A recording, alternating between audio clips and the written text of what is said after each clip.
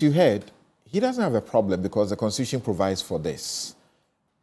I have said this is sort of the only potent accountability mechanism for such officers like judges and the Chief Justice.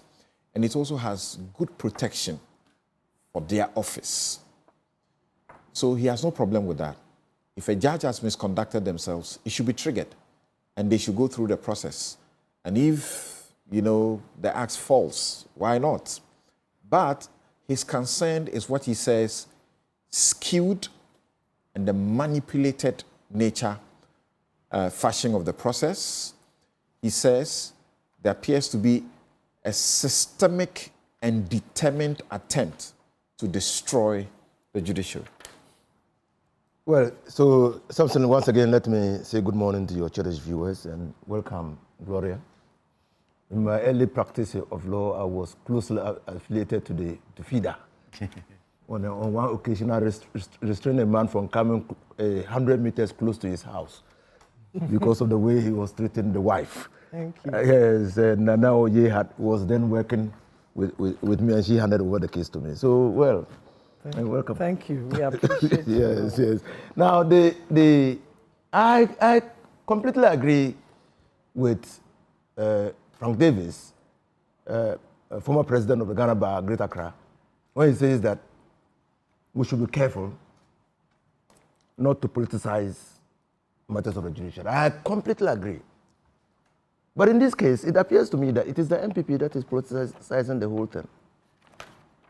Because, Samson, in 2024, there was a similar petition against a removal, for the removal of Madam Tokono. And you recall when Tokono was nominated for vetting, I was one of those who said, well, it was a good nomination. I publicly said it. The National Security Coordinator called me to congratulate me for saying it openly. And I still think that, well, she had a very brilliant opportunity to leave a legacy. And she has shown that she wants to leave a legacy. Her leading justice project, right? So it is not, it is not out of place to say that, well, a Chief Justice who misconducts herself in office should be left in office misconducting herself. No. But it is totally wrong for a political party to assume the fight to protect a Chief Justice. What the NPP is doing currently is implanting on the minds of people that the current Chief Justice is sympathetic to the NPP. If they don't know that. And I had a discussion with Frank Davis, and I said it is even becoming increasingly difficult to talk about a Chief Justice. Because, mind you, she is Chief Justice of the Republic of Ghana. Fair enough. Yes. So now, what are we doing? That her lawyers, the people who have gone to court to restrain the president from acting in the face of the Constitution, are all NPP. What does this send? What signal does this send? They are doing Madam Tokono a disservice. And I simply do not understand why NPP is so jumpy. I don't understand. Look, when Koko Azar forwarded the petition to the former president, Nana Addo Akufo-Addo, we never heard of the petition until Koko Azar himself published the petition, or somebody published the petition. Nana Akufo-Addo consulted with the Council of State pursuant to Article 146 of the Constitution, took the response of the Chief Justice, Tokono, and decided that the petition did not raise any prima facie case against the Chief Justice. Threshold. Did you hear anybody complain? No. They were muted. Yeah, they were muted. Muted response. But not of the type that we are seeing now. And that is the problem. If NPP doesn't know that they are creating the problem, I'm telling them that they are creating the problem. Look, our Constitution is the supreme law of the land. The Constitution has established institutions and has allocated power to those institutions. We are lawyers. It is only when a duty bearer of public law fails, refuses, neglects to comply with the procedure provided by the Constitution that we jump into action. Not so. That is our defense. Long ago, Moshe and Bajina established the principle. Rule of law is not only limited to substantive law, but also to what? Procedure. Long ago, that principle has been repeated in many cases in this country. So we as lawyers will watch closely what is happening. Is the president going to short-circuit the process and see whether the rights of the Chief Justice will be protected? I've looked at the 1960 Constitution and also the draft report to the 1960 Constitution. And therein, the drafters provided reasons why they departed from the American practice and the British practice. American practice, when the Justice of the Superior Court of Judicature is going to remove, is done by impeachment by Congress. Political. In the British Parliament, when a Justice of the Superior Court of Judicature is going to be removed, is done by Parliament. Political. But in our situation, the 1960 Constitution said, no, there should be a judicial tribunal. That judicial tribunal must not be too legalistic. Must go through the Council of States. Why not Parliament? Because if we were Parliament, they'll simply debate the matter. Then vote on the matter. Can you imagine if the Constitution had said that the Chief Justice can be removed by a vote of 2/3 majority in Parliament? The Chief Justice would have been on her way out by long ago. But the framers of the Constitution, right from 1960, 1967, came to the conclusion, no, not 1969, the 1969 Constitution, the Second Republic, came to the decision that we needed to insulate the office of the Chief Justice against partisan political manipulation. So we ourselves must not be inviting partisan political manipulation in the Chief Justice. Why is it that Article 1461 provides grounds? Why? So you can't just submit the, I've heard somebody say that, well, when the former president, as flag bearer of the NDC, was addressing the Ghana Bar Association, the Chief Justice pulled a face at him. And I say that pulling a face at the former president cannot, by any stretch of imagination, qualify as stated misbehavior. Can it? Stated misbehavior, incompetence, or... No, but I'm just taking the grounds one by one. Grounds, yeah. And so, yeah, pulling a face cannot be. Now, it is also for good reason.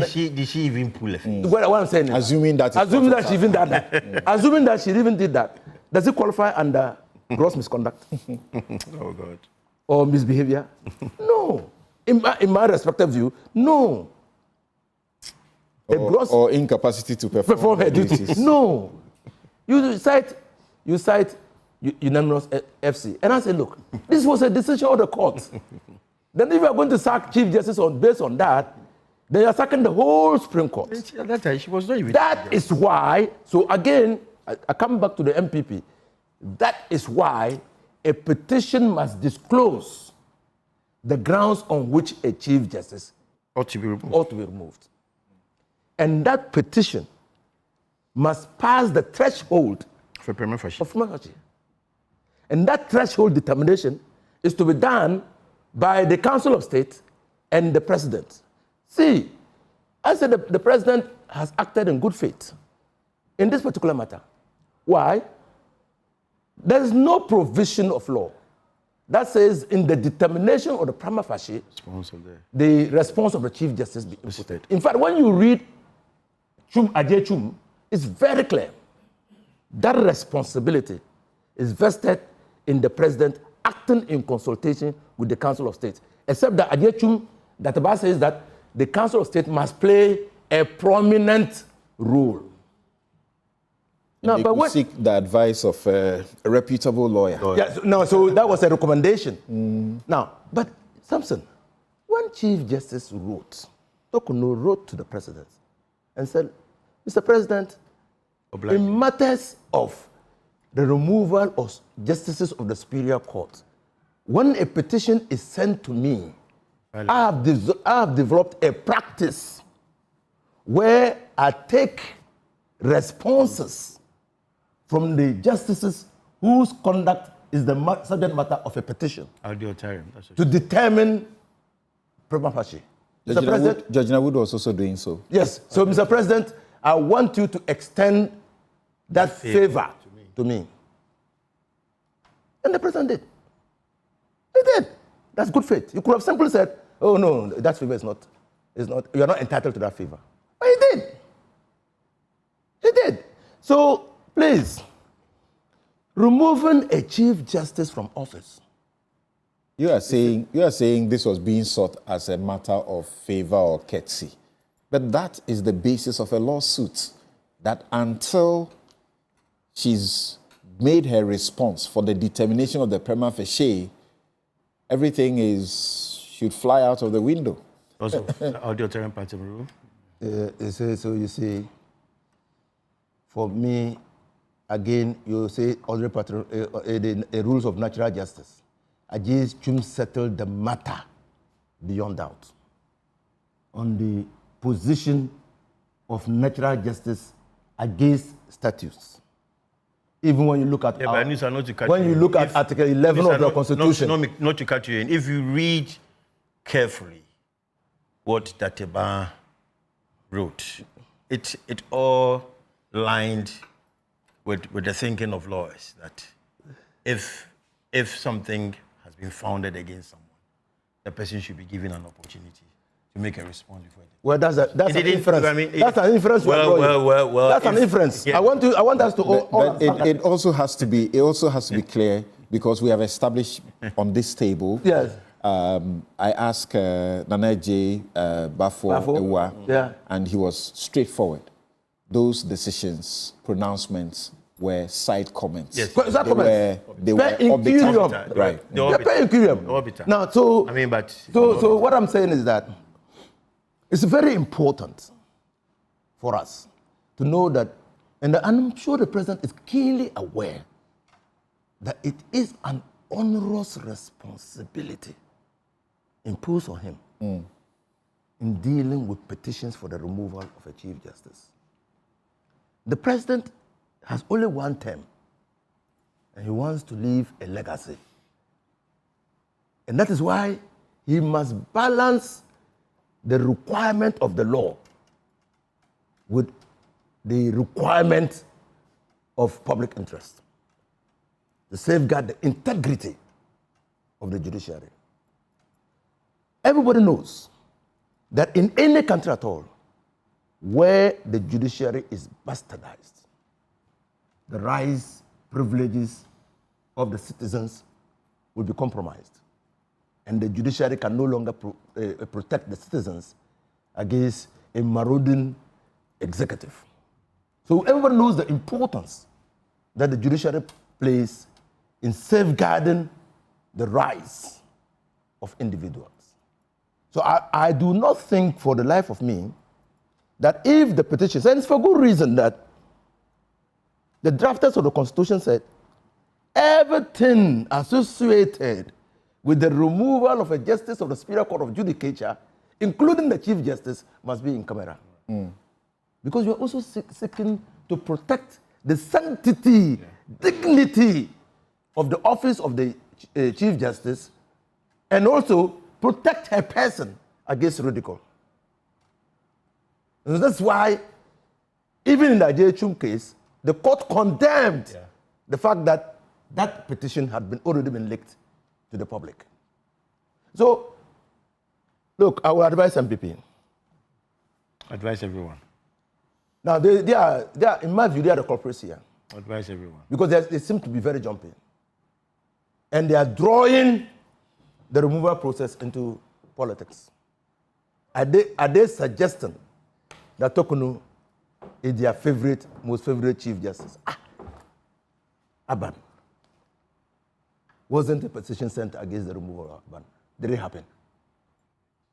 It didn't happen. What, page 13 or page what? Page. What? Page 13. Yes. Did it happen? It didn't happen. Because everybody knows the onerous responsibility. Why do you think that this one will just go like that?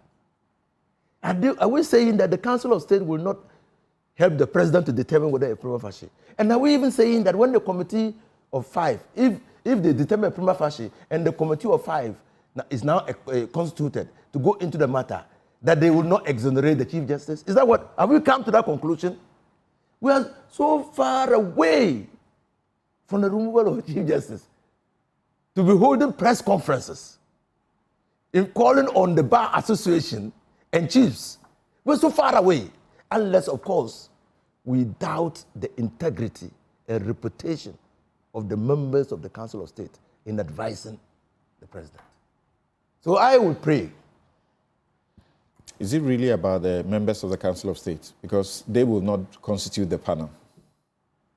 See.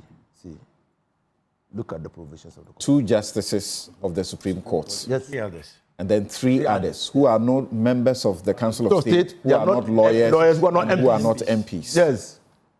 Again, that should speak volumes to you. Because they don't want the biases of the Council of State to influence the removal process. But who appoints? They don't want legalese. Who constitutes this committee is important. Yes, the committee will be constituted by the Council of State acting together with the president. That's part of the consultative process. So again, look at the formulation in Article 146.3 and 146.10. 146.3 says in consultation. 146.10 says on the advice. So even there is a procedural limitation on the exercise of the power of the president to suspend the Chief Justice. Oh, you don't see it? The suspension can only happen after the advice. After the advice. It's a procedural limitation. And so we should be very careful in the way we are going on with this matter. Okay.